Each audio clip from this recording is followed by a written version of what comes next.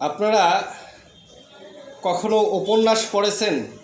কেউ কেউ হয়তো বা আসলে আমরা এখন পর্যন্ত উপন্যাস পড়ে যাই। তা আমার বন্ধু সার্কেল অনেকেই উপন্যাস পড়ে, কিন্তু আমি একটা পর্যায়ে যে আমিও আগে পড়তাম, তো একটা পর্যায়ে যে আমিও আর এখন উপন্যাস পড়ি না। তো আমি দেখি যে আমার লাইফে, আমার পরিবারে, আমার নিকটজন, মানে আমাদের পর্যায়ে যারা আছেন, এই যে আপনারা কথায় কথায় বলেন মধ্যবিত্ত, উচ্চবিত্ত, আমি যে কোন বৃত্তের মধ্যে পড়ি আমি সেটাও বুঝি না। মাঝে মাঝে আমাকে খুব অনেক বড় লোক মনে হয়, মাঝে মাঝে আবার অনেক নিম্নবিত্ত মনে হয়। তো আমি আসলে যে কোন বৃত্তের মধ্যে আছি জানি না। আসলে আমি যদি কোনো কিছু করার একটা বাজেট নির্ধারণ করি, এই কাজটা করতে যে আমার 20,000 টাকার প্রয়োজন আছে, তো টাকা 20,000 সংস্থান হবে অমুক অমুক জায়গা থেকে। দেখা গেলো যে সব জায়গাতে ওই আব্বার মতো ঘটনা। আব্বার কাছে যদি 1,000 টাকা চাইতাম, আব্বা দিত 500।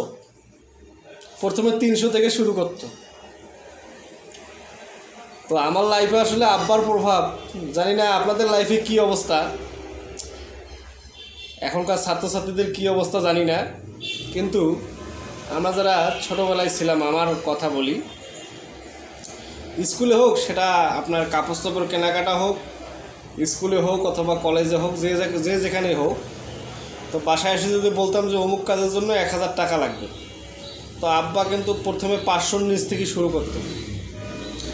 এই জন্য একটা পর্যায়ে যে আমরা কিন্তু বাড়ায় বলতাম, যদি লাগতো 400 বলতাম 600, কারণ জানি আব্বা তো কম করে দিবে। তো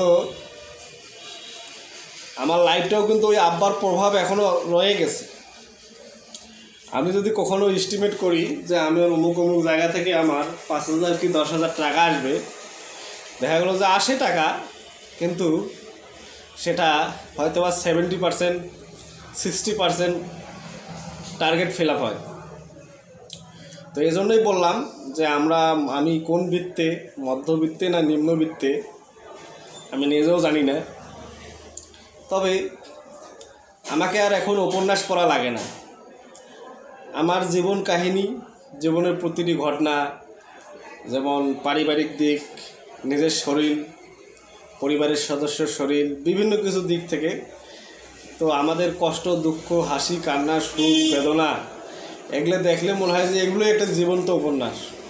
আমি যদি লেখালেখি করার চর্চা থাকতো অথবা লিখতে পারতাম, তাহলে মনে হয় আমার জীবনী নিয়ে বড় কোনো উপন্যাস তৈরি হতো।